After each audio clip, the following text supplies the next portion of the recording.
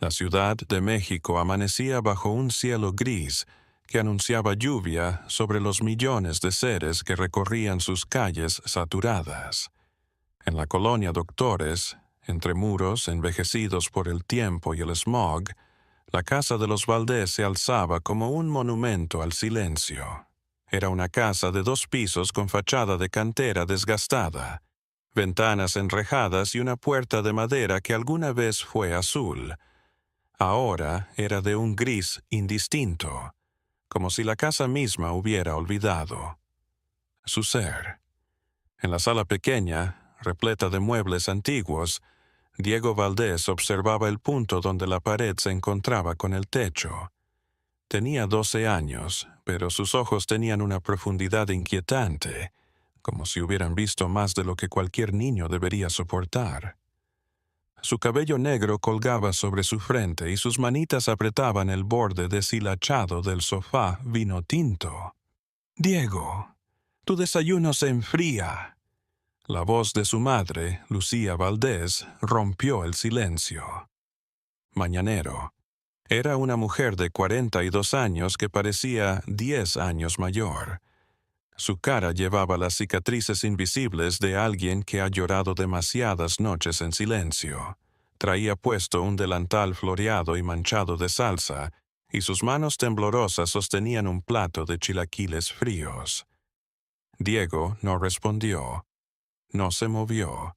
Sus ojos seguían fijos en el mismo punto del techo. «Diego, hablo en serio», repitió Lucía, su voz agrietándose un poco, pero no de rabia. Palabras. Era miedo, un miedo viejo que se había metido en esa casa como se mete la humedad en las paredes. El niño parpadeó y volvió su cabeza hacia su madre con movimiento antinatural. Sus labios se movieron, pero las palabras fueron un susurro. «Está aquí». Lucía soltó el plato. El sonido de la cerámica al estrellarse contra el suelo de mosaico resonó como un grito en el silencio de la casa. Los chilaquiles se derramaron en un charco rojo sangre, coagulada. «No digas eso», susurró Lucía, retrocediendo un paso. Sus ojos se humedecieron, pero se negó a llorar. «No repitas eso, Diego, por favor». «Pero, mamá». La voz del niño era plana, sin emoción. «Sabes que lo es. Tú también lo has visto». Lucía se llevó las manos temblorosas a la boca, negando con la cabeza. El rosario que llevaba al cuello oscilaba con cada paso, las cuentas desgastadas chocando entre sí. Un susurro. En la pared, sobre un pequeño altar improvisado, la imagen de la Virgen de Guadalupe los miraba con sus ojos impasibles.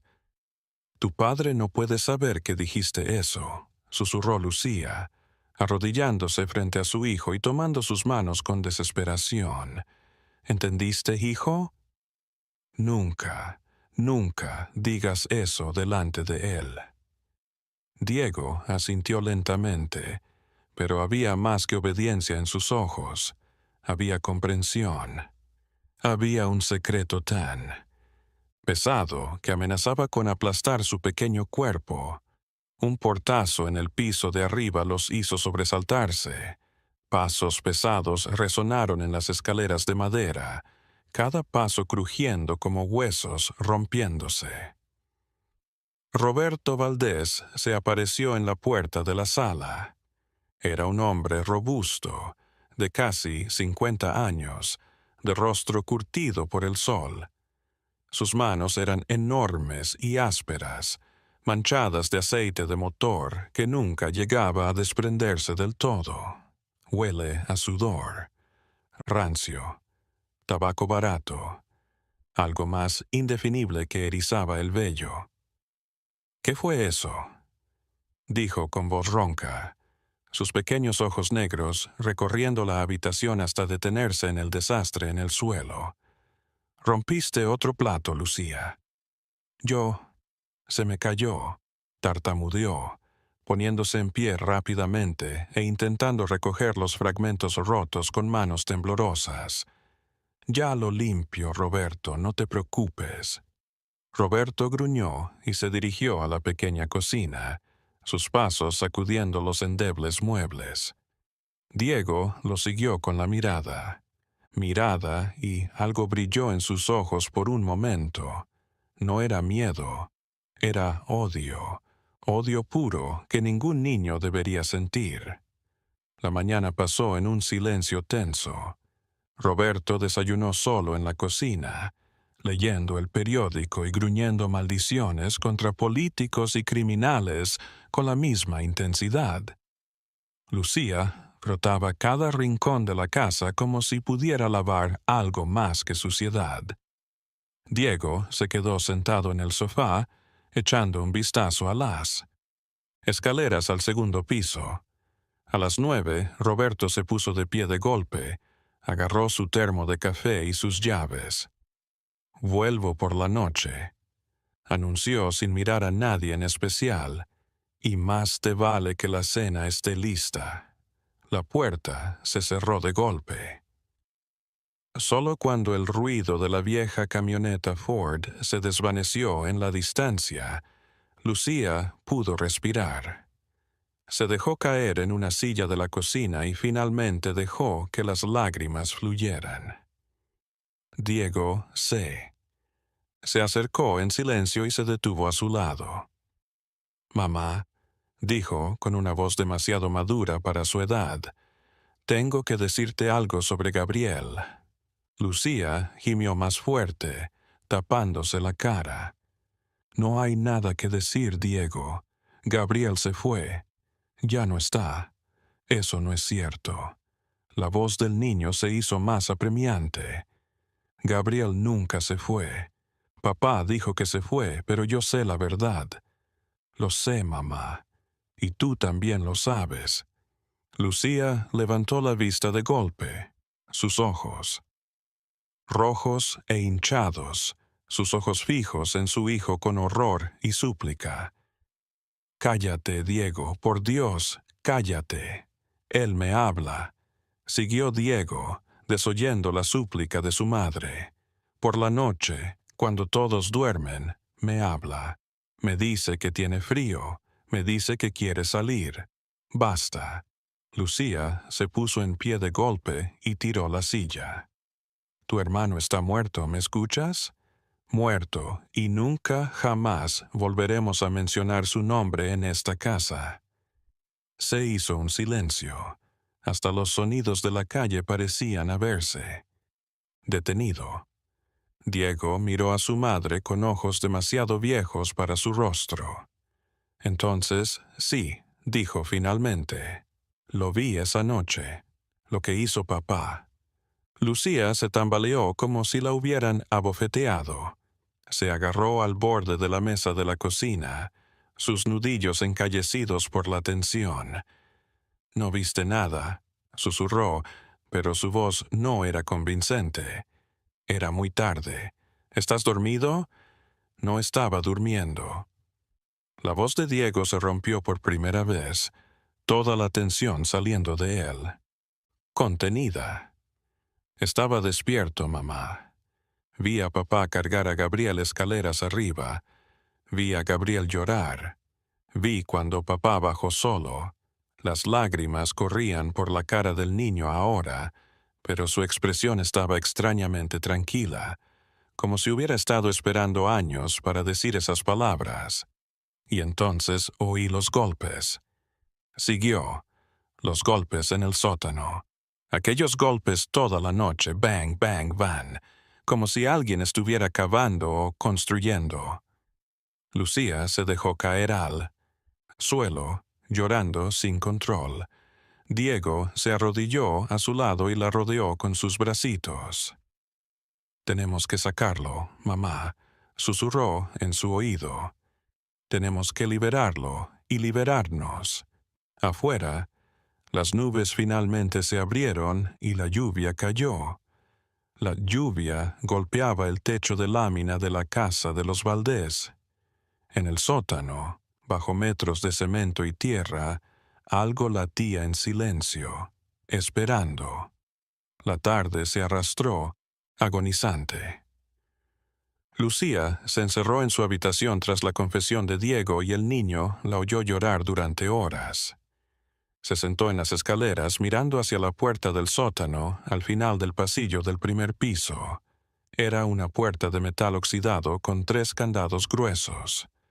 Roberto era el único que tenía las llaves. La luz del día se desvanecía, arrojando sombras inquietantes sobre las paredes, y Diego finalmente se acercó a esa puerta. Sus pies descalzos apenas hacían eco en el suelo frío. Podía sentir su propio latido del corazón en sus oídos, un tambor loco que parecía querer escapar de su pecho. Se agachó frente a la puerta y presionó su oído contra el metal frío. Al principio no había nada, solo el silencio denso y sofocante de esa casa, pero entonces escuchó algo muy tenue, un rasguño, suave, incesante, desesperado, el sonido de uñas sobre concreto. «Gabriel», susurró Diego. «Soy yo, soy Diego». El rasguño se detuvo y luego, desde el sótano llegó una voz, apenas un susurro, más un quejido que palabras. Pero Diego la conocía, era la voz de su hermano mayor. «Diego, por favor, ayúdame. Estoy tan frío». Las lágrimas volvieron a los ojos del niño, pero esta vez no eran de miedo, eran de furia, una furia ardiente que quemaba en su pecho como brasas. «Te voy a sacar», prometió su pequeño puño golpeando la puerta. «Te lo prometo por la Virgen, te voy a sacar de ahí, apúrate». La voz de Gabriel se desvanecía. «Papá, llega pronto. Cuando llega me duele mucho». Diego se apartó de la puerta, el horror trepando por su interior. ¿Qué quería decir? Roberto continuó descendiendo al sótano. Aún tocaba a Gabriel. Entonces oyó la camioneta detenerse frente a la casa. Su padre había vuelto. Diego subió corriendo las escaleras y entró en su habitación justo cuando la puerta principal se abría. Desde su habitación compartida con su hermano menor, Mateo, que había pasado el día con su abuela, escuchó los pasos de Roberto por la casa. «¡Lucía!», gritó Roberto. «¿Dónde está mi cena?». El silencio se extendió. Luego, el ruido de la puerta de la habitación de Lucía abriéndose. «Ya voy». La voz de su madre era hueca, muerta. «Ya voy, Roberto». Diego miró por una rendija de su puerta. Roberto estaba de pie en el pasillo, mirando hacia la puerta del sótano. En su mano llevaba un llavero y en su expresión una frase que Diego nunca olvidaría. No era rabia ni frustración, era algo peor, era emoción, como un niño esperando abrir un regalo. Roberto se dirigió a la puerta del sótano. Empezó a abrir los candados uno por uno. El ruido metálico resonaba por toda la casa. Cuando finalmente abrió la puerta, un hedor se escapó de las profundidades, un hedor a humedad, tierra y algo podrido que obligó a Diego a taparse la nariz. Roberto bajó las escaleras y cerró la puerta.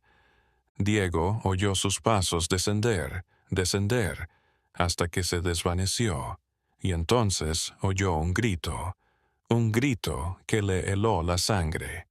Era Gabriel, estaba gritando.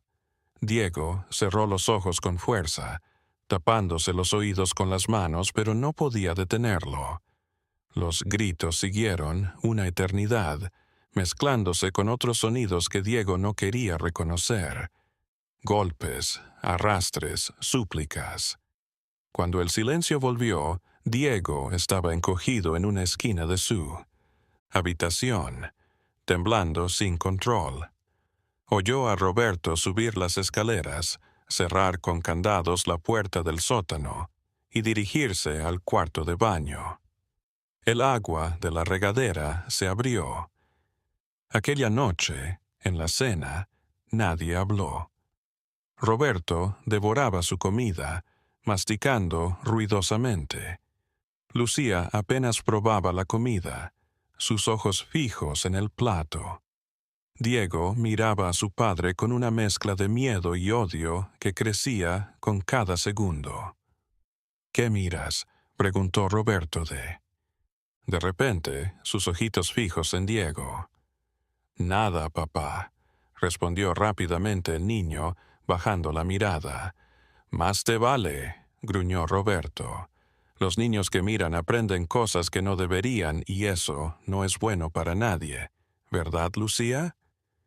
Lucía asintió levemente, una lágrima deslizándose por su mejilla. Cuando todos se fueron a dormir, Diego se quedó acostado en su cama, mirando al techo. En la cama de al lado, Mateo, su hermano menor de 8 años, dormía ajeno a todo. Diego lo envidiaba. Mateo era muy pequeño cuando Gabriel desapareció. No recordaba, no llevaba la verdad a cuestas. A medianoche, Diego escuchó un ruido que le heló la sangre. Llegaba un arañazo tenue de las paredes, como si algo o alguien estuviera rascando al otro lado. El ruido serpenteó por las tuberías, cada vez más abajo, hasta perderse en el sótano. Diego cerró los ojos y apretó los puños hasta clavarse las uñas en las palmas. «Ya voy, Gabriel», susurró en la línea. Oscuridad. «Ya voy, lo prometo». El sol salió demasiado temprano para Diego Valdés. No había podido dormir en toda la noche, atormentado por los ruidos del sótano y por las palabras que su hermano había susurrado a través de la puerta de acero. Cuando la luz gris del amanecer se filtró a través de sus cortinas desgastadas, Diego se sentó en su cama y observó a su hermano menor, Mateo, durmiendo con la inocencia de alguien que desconoce los monstruos que acechan bajo su propio techo.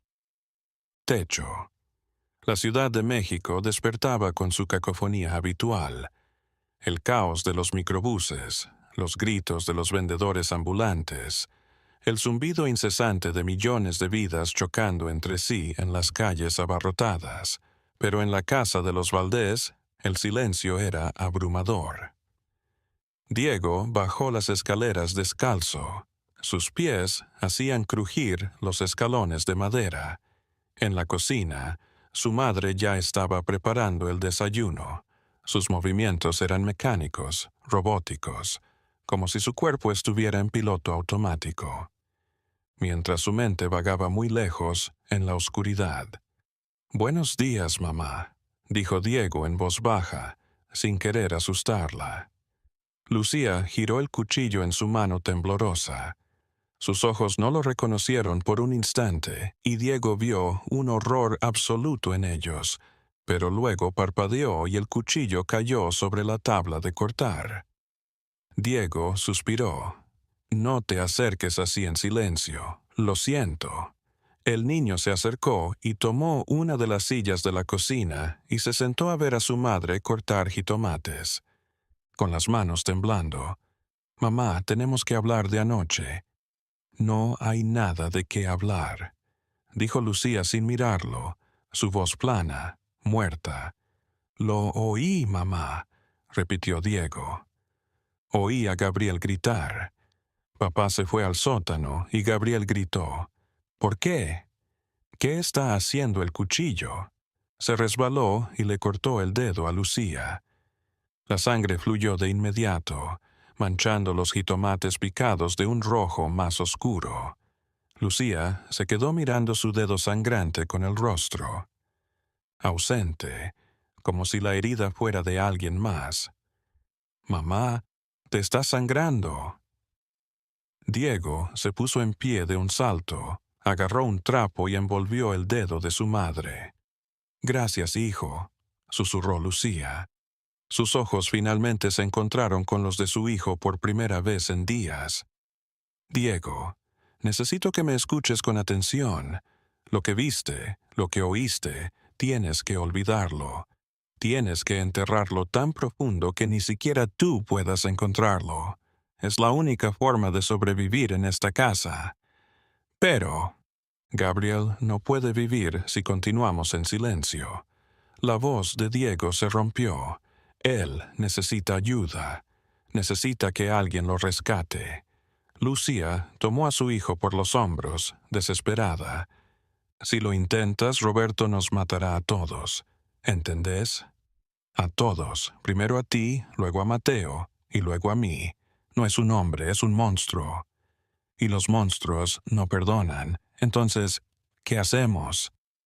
Las lágrimas corrían por la cara de Diego. Dejamos a Gabriel abajo para siempre. Lucía abrió la boca para responder, pero el ruido de pasos en el piso de arriba la interrumpió. Roberto había despertado. Lucía se apartó de su hijo y regresó a sus labores, limpiando la sangre de los jitomates y pretendiendo que nada había ocurrido. Roberto se descolgó por las escaleras en su overol engrasado. Su rostro, sin afeitar, parecía aún más peligroso a la luz del día.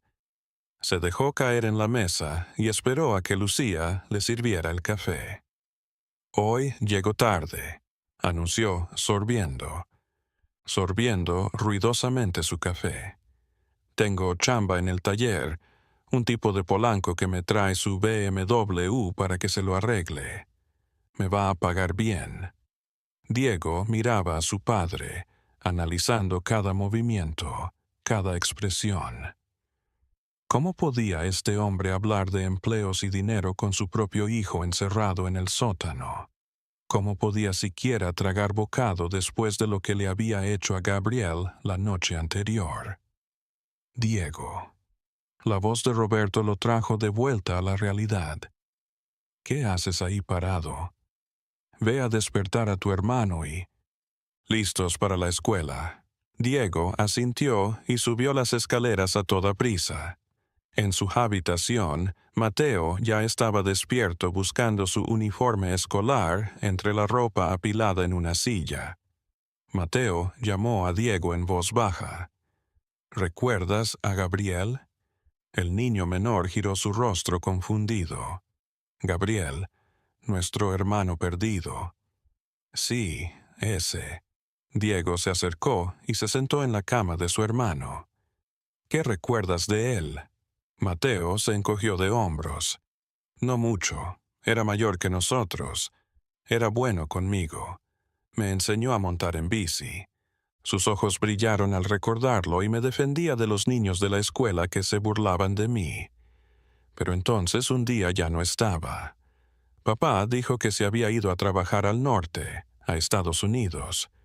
¿Y le creíste?, dijo Diego, estudiando la reacción de su hermano. Bueno, sí, Mateo inclinó la cabeza. ¿Por qué no le creería? Diego vaciló. Mateo era inocente, puro. No merecía llevar la verdad sobre sus hombros. Al menos no todavía. De nada, hermanito. Solo recordaba, se puso de pie. Le despeinó el cabello a Mateo. Desayunemos. La escuela era un santuario para Diego. La escuela Benito Juárez estaba a solo 6 cuadras de su casa, pero esas 6 cuadras eran suficientes para que Diego pudiera respirar, para fingir ser un niño normal. Un niño normal.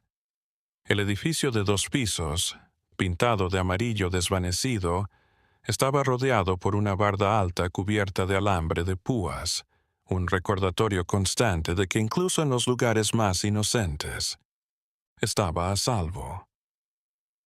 En el recreo, Diego se sentó solo bajo un árbol de jacaranda, viendo a los otros niños jugar al fútbol y a la cuerda. Tenía amigos, pero últimamente prefería estar solo. La soledad era más sencilla. No tenía que pretender, no tenía que sonreír, no tenía que mentir sobre por qué a veces llegaba a la escuela con ojeras y temblando. Diego, una voz lo llamó. Era su profesora, la profesora Hernández. Era una mujer de unos 30 años con anteojos gruesos. y una sonrisa amable, parecía sincera. «¿Puedo hablar contigo?». Diego asintió y siguió a la maestra hasta su aula vacía. La profesora Hernández cerró la puerta y se sentó en el escritorio frente a Diego, quien seguía de pie incómodo. «Diego, últimamente estás muy distraído», empezó la profesora. «Tus notas han caído. A veces te pillo mirando al vacío en clase. ¿Qué pasa? ¿Quieres decirme algo? ¿Algo que esté ocurriendo en casa?». Diego se le apretó la garganta, lado. Por un momento quiso revelarlo todo, gritar la verdad que había estado reprimiendo durante tanto tiempo. Pero entonces recordó lo que su madre le había dicho. «Roberto nos va a matar». «No todos, maestra», mintió sonriendo. «Solo he estado durmiendo mal, pesadillas, ya sabes». La profesora Hernández lo miró con sus ojos penetrantes, sin creerle. «Diego, sabes que si necesitas algo, puedes contar conmigo. Si algo anda mal en tu casa, algo te hiere o te asusta, puedes decirme. Yo te puedo ayudar». Diego sintió que las lágrimas se acumulaban en sus ojos, pero las contuvo. «Está bien, maestra, en serio, gracias». Al soltarlo, Diego salió corriendo del aula y se encerró en los baños. Se encerró en un cubículo y lloró en silencio, mordiéndose las manos para no ser escuchado. ¿Por qué no podía simplemente ser honesto? ¿Por qué estaba tan asustada? Porque conocía a Roberto, lo había visto y no iba a poner en riesgo la vida de Mateo ni la suya. Madre, no importa cuánto deseara rescatar a Gabriel. Al salir de la escuela, Diego caminó lentamente a casa, arrastrando los pies, deseando que el viaje fuera infinito. Cuando llegó, la casa estaba vacía. Su mamá había ido a las tortillas y Mateo se había quedado jugando en casa de un amigo. Roberto aún no había llegado del trabajo. Diego estaba solo. Miró hacia la puerta del sótano al final del pasillo. Los 3 candados resplandecían bajo la luz mortecina que se filtraba por una ventana sucia. Su corazón se aceleró. Esta era su oportunidad. Tal vez no vendría otra. Se acercó a la puerta como si fuera un animal salvaje que pudiera atacarlo en cualquier momento. Alcanzó la reja y se arrodilló, presionando su oído contra el metal helado. «Gabriel», susurró, «¿estás ahí?». Silencio. Un silencio tan intenso que podía oír su propia sangre latir. Y entonces, desde la garganta, una voz tenue, rasposa. «Diego». «¿Eres tú?». «Sí, soy yo». Diego. Sintió las lágrimas resbalar por sus mejillas. «Gabriel, voy a buscar las llaves. Te voy a sacar de ahí». «No, no puedes». La voz de Gabriel sonaba extraña, distorsionada. «Las llaves las tiene él. Siempre con él. Entonces buscaré otra manera». Diego llamó a la puerta con los nudillos. «No te voy a dejar. Lo prometo, Diego». La voz de Gabriel se elevó. «Tienes que cuidar de papá. Él no es él. Él es malo. No solo yo, otros niños». La sangre de Diego se congeló. «¿Qué? ¿Qué?». En las paredes oigo voces. «No estoy solo, Diego. Hay más». Entonces, Diego oyó la camioneta detenerse frente a la casa. Roberto había llegado temprano. Diego se puso en pie de un salto y subió las escaleras corriendo, su corazón latiendo tan fuerte que pensó que se rompería. Se metió en su habitación justo cuando oyó la puerta principal abrirse. Desde su habitación podía escuchar a Roberto, recorriendo la casa, sus pisadas pesadas, su respiración entrecortada. Diego se sentó en su cama, tratando de regular su respiración, tratando de actuar con normalidad. Diego. La voz de Roberto resonó desde abajo. ¿Estás en casa? Sí, papá pudo responder, aunque su voz temblaba. Estoy haciendo la tarea. Baja aquí. Necesito un favor. Diego se tambaleó escaleras abajo. Roberto estaba de pie frente a la puerta del sótano, el manojo de llaves en la mano. Al ver a Diego, sonrió. Pero no. Era una sonrisa cálida, la sonrisa de un depredador que ha acorralado a su presa. «Quiero que te lleves esto», dijo Roberto señalando unos sacos de cemento apilados en una esquina. «Voy a arreglar algo abajo. El sótano se está derrumbando». Diego miró los sacos de cemento, a su padre, a la puerta del sótano. «¿Arreglos?» Su voz apenas un susurro. «Sí». Roberto empezó a abrir los candados. «Las paredes están resquebrajando. Necesito sellarlas bien. No queremos perdernos nada, ¿verdad?» La manera en que pronunció esas últimas palabras hizo que el estómago de Diego se revuelva. Roberto abrió la puerta y un olor pútrido emanó del sótano. Era el olor de la muerte, de la desesperación, de años de dolor encerrado en un lugar. «Vamos», ordenó Roberto, «no tengo todo el día». Diego se echó a la espalda uno de los sacos, casi tan pesado como él, y siguió a su padre escaleras abajo. Cada paso era una eternidad. La noche lo envolvía como un sudario. Roberto prendió una bombilla que colgaba de un cable pelado, y lo que vio Diego lo haría despertar gritando por el resto de su vida. El sótano era más grande de lo que imaginaba. Las paredes de cemento sudaban humedad y estaban manchadas con algo oscuro que Diego no quería reconocer.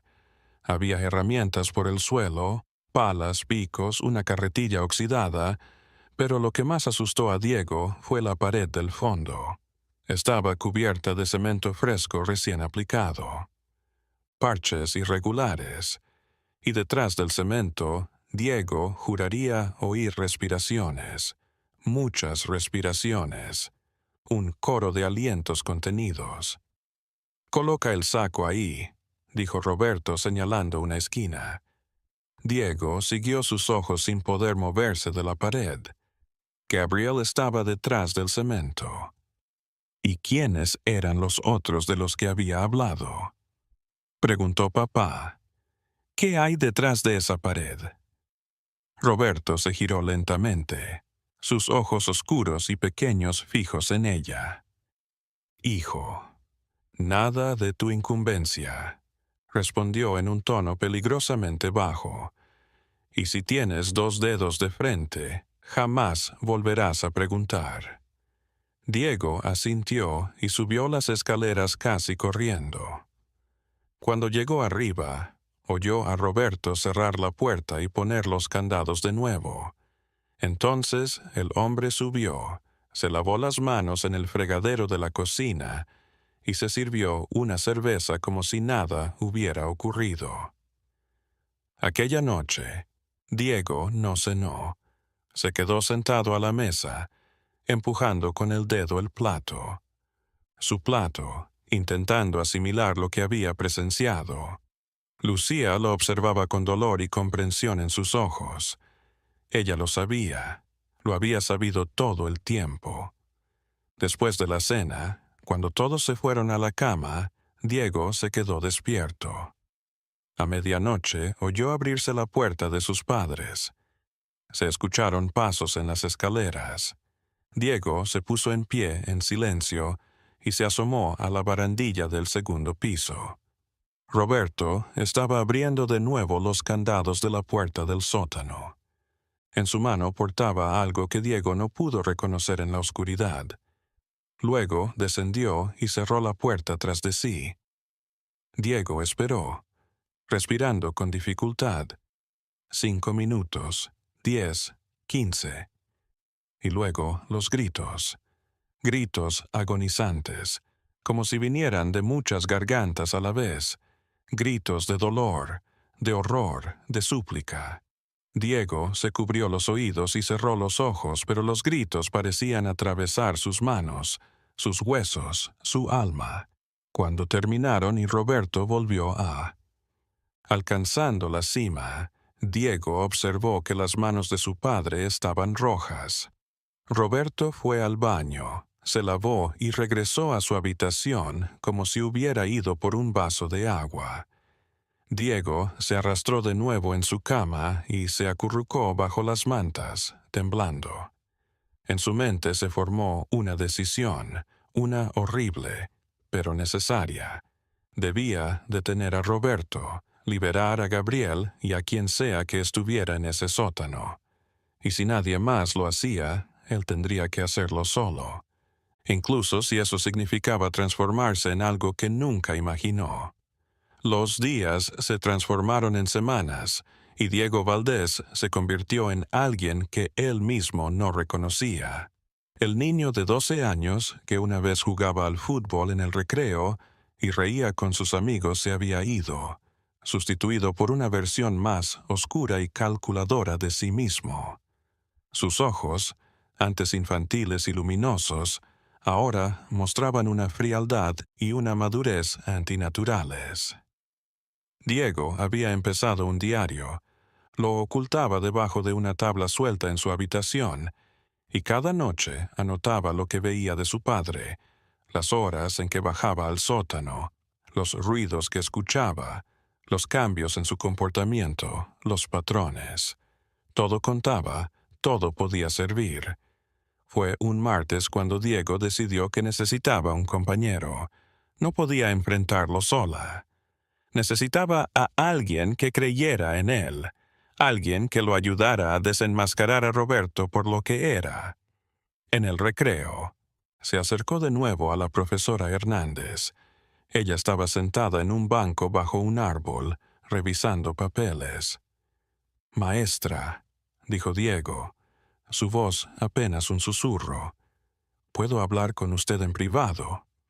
La profesora levantó la vista y algo en el rostro de Diego debió alarmarlo porque guardó sus papeles y lo llevó a su aula. «¿Qué pasa, Diego?», preguntó cerrando la puerta. «¿Estás bien?» Diego respiró hondo. Era el momento. Si fallaba, si la profesora Hernández no le creía, y lo peor era que si se lo decía a Roberto, todo se perdería. «Maestra, escúcheme, por favor, créame. Mi padre está haciendo algo malo, algo que nadie sabe». La profesora Hernández se inclinó hacia adelante, su rostro serio. «Dime, Diego, ¿confías en mí?» «Mi hermano mayor, Gabriel». Las palabras se atropellaban. Todos creen que se fue a Estados Unidos, pero es falso. Él nunca se fue. Mi padre lo tiene encerrado en él. Sótano. Está aquí desde hace 3 años. La profesora Hernández se puso pálida. «¿Qué, Diego? Eso es grave. ¿Estás seguro de lo que dices?»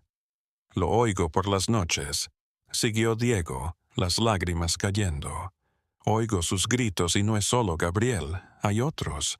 Mi padre está haciendo algo terrible ahí abajo y nadie hace nada porque todos están asustados». La maestra se tapó la boca con las manos, sus ojos llenos de horror. «Diego, si eso es cierto, tenemos que llamar a la policía. Enseguida». «No». Diego la tomó del brazo con fuerza. «No podemos llamar a la policía. Mi padre conoce gente. Hay policías que vienen a casa, toman cerveza con él, se ríen, son sus amigos. Si llamo a la policía, él se va a enterar y nos va a matar a todos, a mí, a mi mamá, a mi hermanito». La profesora Hernández se quedó callada, procesando la información. Diego podía ver la lucha en su rostro, el deseo de defender a un niño contra la monstruosidad de lo que le contaban. «Entonces, ¿qué sugieres que hagamos?», finalmente preguntó. Quiero pruebas, dijo Diego secándose las lágrimas. Necesito evidencia de lo que está haciendo y necesito tu ayuda para obtenerla. Si tenemos evidencia, podemos ir con alguien más arriba, alguien que no sea amigo de mi padre, alguien que pueda hacer la diferencia. La profesora Hernández asintió lentamente. Está bien, lo haremos juntos, pero tenemos que tener cuidado. Sí, si tu padre es tan peligroso como dices, no podemos permitirnos errores. Durante las semanas siguientes, Diego y la profesora Hernández se reunieron en secreto. Diego le sacaba fotos a la puerta del sótano con los candados, grababa los gritos de abajo con un viejo celular que la maestra le había prestado. Lo registraba todo en su diario, pero cuanto más pruebas encontraba, más se daba cuenta del horror que se estaba produciendo debajo de su propia casa. Una noche, mientras Roberto dormía, Diego se aventuró a registrar los bolsillos del pantalón de su padre en busca de las llaves. No las encontró, pero encontró algo más. Una cartera repleta de billetes, miles de pesos.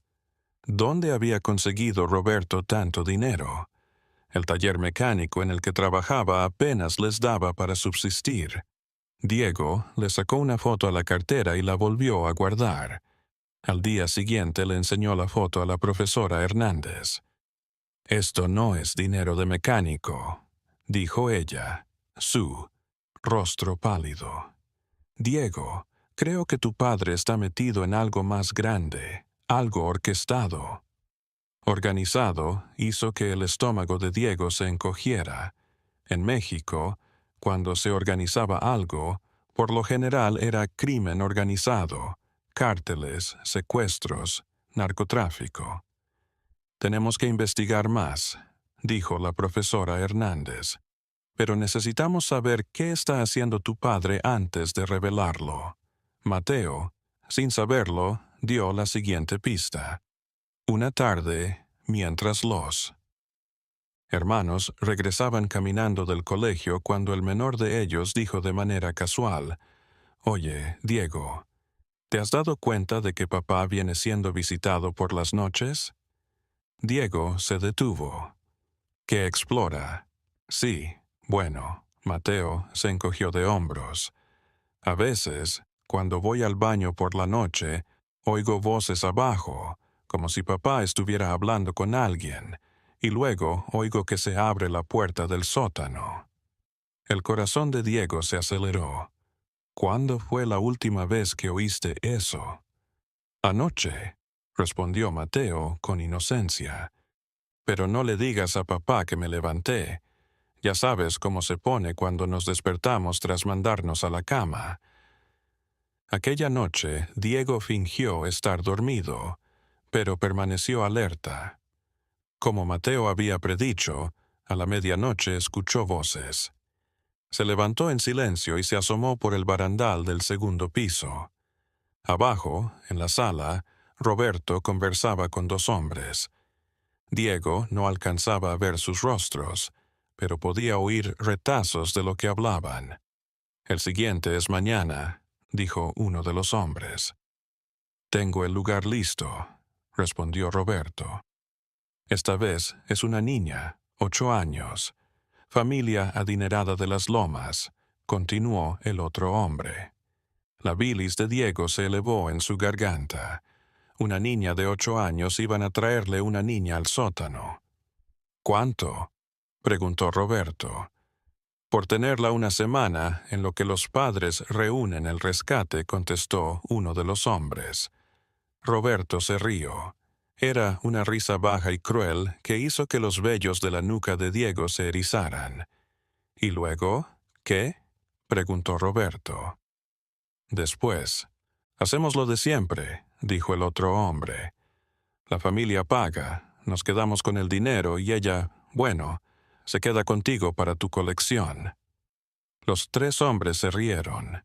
Era la risa de los deshumanizados, de los desconectados de la humanidad. Diego se alejó lentamente, su cuerpo temblando. Ahora lo comprendía todo. Roberto no era solo un padre maltratador que había encerrado a su hijo. Era parte de una banda de secuestradores. El sótano era donde guardaban a las víctimas y luego cobraban los rescates. No quería imaginar lo que venía después. Tenía que moverme. Esa niña iba a ser secuestrada mañana y él era el único que podía evitarlo. Al día siguiente, Diego faltó a la escuela. Le dijo a su madre que se sentía enfermo y Lucía, demasiado perdida en su propio dolor como para cuestionarlo, asintió. Cuando Roberto se fue a trabajar y Lucía fue de compras, Diego descolgó el teléfono de casa y marcó el número de la profesora. Hernández. Maestra, está sucediendo, dijo con urgencia cuando ella respondió. Van a secuestrar a una niña hoy, una niña de 8 años de Las Lomas. Tenemos que hacer algo. Diego, relájate. La voz de la profesora Hernández estaba tensa. ¿Estás seguro de lo que dices? Seguro. Les oí planearlo anoche. Maestra, no podemos esperar. Debemos hacer algo. Ahora hubo un silencio al otro lado de la línea. Está bien, voy a llamar. Tengo un contacto en la fiscalía que nos puede ayudar, alguien en quien confío. Pero, por favor, Diego, prométeme que no harás ninguna tontería. Quédate en casa, quédate seguro. Yo me encargo. Diego juró, pero ambos sabían que era una mentira. No podía quedarse de brazos cruzados mientras una niña inocente era arrastrada al mismo infierno en el que su hermano había estado perdido durante años. La tarde se arrastró. Se sentó en su habitación mirando por la ventana. A las 6 de la tarde, Roberto regresó, pero no estaba solo. Con él estaban los 2 hombres de anoche, y entre ellos, con los ojos vendados y las manos atadas, había una niña pequeña vestida de rosa.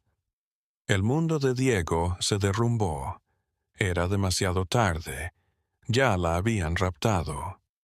Se quedó mirando desde la ventana cómo se llevaban a la niña llorando hacia la casa. Sus gritos eran desgarradores, pidiendo a su mamá, suplicando que la soltaran. Pero los hombres solo se reían. La vio entrar a la casa, oyó la puerta del sótano abrirse, escuchó los pasos descender y luego el silencio, un silencio denso y ominoso que anunciaba horrores inimaginables. Diego sabía que tenía que actuar. No podía esperar a que la profesora Hernández llamara. No podía confiar en un sistema que no había podido proteger a Gabriel, que no había visto a todos los demás niños que habían desaparecido. Esperó a que Roberto y los 2 hombres volvieran a subir del sótano y se sentaran en la sala a tomar cerveza y a contar dinero. Lucía se encontraba en su cuarto, seguramente tragándose las pastillas para dormir y olvidar. Mateo estaba en casa de un amigo. Diego estaba solo y sabía lo que tenía que hacer. Se deslizó por las escaleras en silencio. Los hombres estaban demasiado ocupados contando fajos de billetes y chocando las copas para tomar nota. Diego se acercó a la puerta del sótano.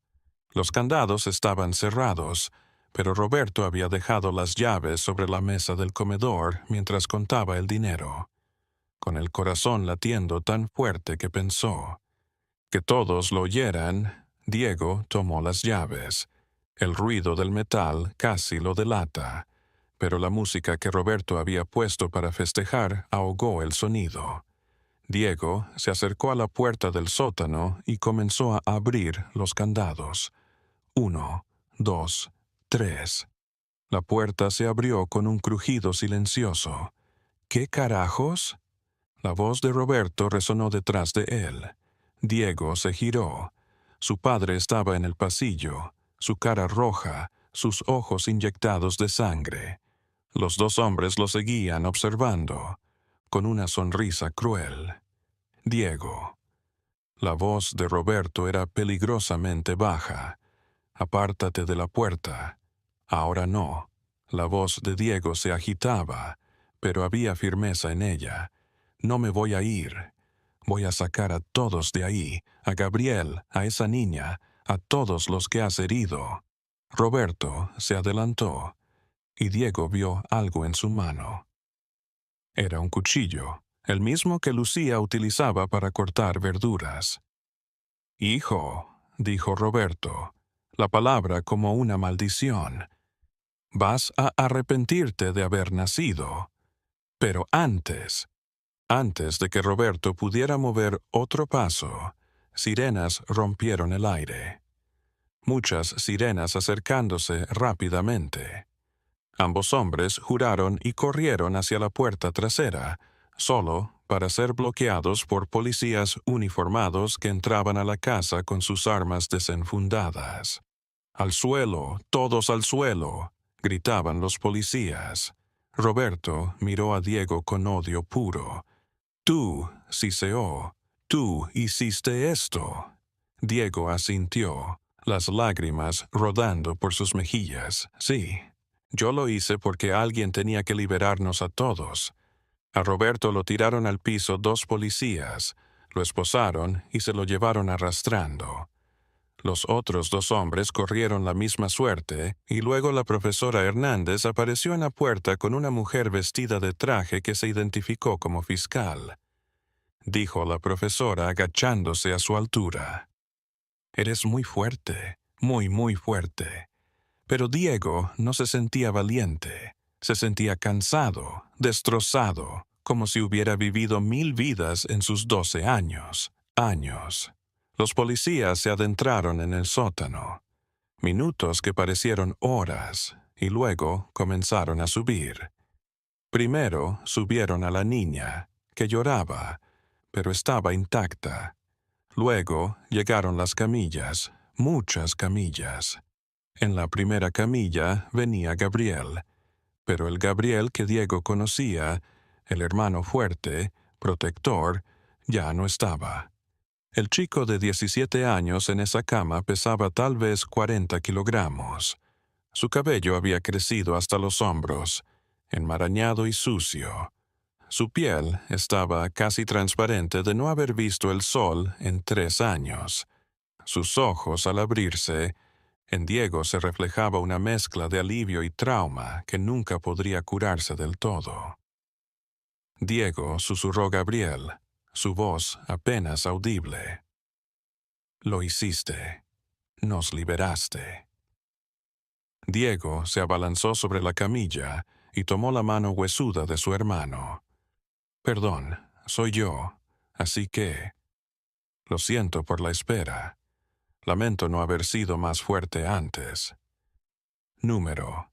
Gabriel apretó su mano. «Fuiste fuerte cuando más importaba. Salvaste a tantos, porque Gabriel no estaba solo». Subieron 5 camillas más, 2 adolescentes, 2 niñas más pequeñas y un cuerpo cubierto con una sábana blanca. Alguien que no lo había logrado. Diego observó todo desde el porche de su casa mientras los paramédicos y la policía trabajaban con eficiencia. Los vecinos salían de sus casas, murmurando, señalando, sacando sus teléfonos para grabar. La casa de los Valdés, con sus secretos oscuros, finalmente mostraba sus horrores al mundo. Lucía fue retirada de su habitación, sedada y en estado de shock. Cuando, al ver a Gabriel en la camilla, se derrumbó. Los paramédicos la atendieron mientras gritaba el nombre de su hijo una y otra vez. Mateo llegó a casa en el caos, llevado por la madre de su amigo. Cuando vio a Gabriel, no lo reconoció. Cuando le dijeron quién era el niño de 8 años, solo se quedó mirando sin poder comprender lo que estaba viendo. Diego los miraba a todos, a su madre destrozada, a su hermano menor perdido, a Gabriel siendo arrastrado a una ambulancia, a los otros niños rescatados. siendo capturado y llevado con familias agitadas, a Roberto siendo empujado a una patrulla, su expresión no de arrepentimiento, sino de furia por ser atrapado. Y Diego se dio cuenta de algo. Habían salido del sótano, pero ¿alguna vez serían libres? ¿Podría Gabriel olvidar los 3 años de infierno? ¿Podría Lucía perdonarse a sí misma por no haber hecho nada? ¿Podría Mateo crecer sin las cicatrices de este trauma? ¿Y podría volver a ser un niño normal después de haber presenciado el lado más? ¿En la parte baja de la humanidad, en su propio padre? La respuesta que temía era no. La libertad física era solo el comienzo. La liberación real, la mental y espiritual, llevaría mucho más tiempo. Si llegaba. Mientras las sirenas seguían sonando, las luces rojas y azules girando sobre la casa destrozada, Diego se sentó en los escalones del porche y lloró. Lloró por Gabriel. Lloró por los otros niños. Lloró por su familia destrozada. Lloró por su inocencia perdida. Esa inocencia que jamás podría recuperar. 6 meses después, la Ciudad de México continuaba siendo el monstruo de concreto y caos que siempre había sido, ajeno al dolor de los pequeños seres humanos que vivían en sus entrañas. Pero, para Diego Valdés, ahora de 13 años, la ciudad era otra. Cada calle, cada esquina, cada rostro desconocido era un recordatorio de que el mal acechaba bajo la superficie de la normalidad, esperando el momento para surgir. La casa de los Valdés en la colonia.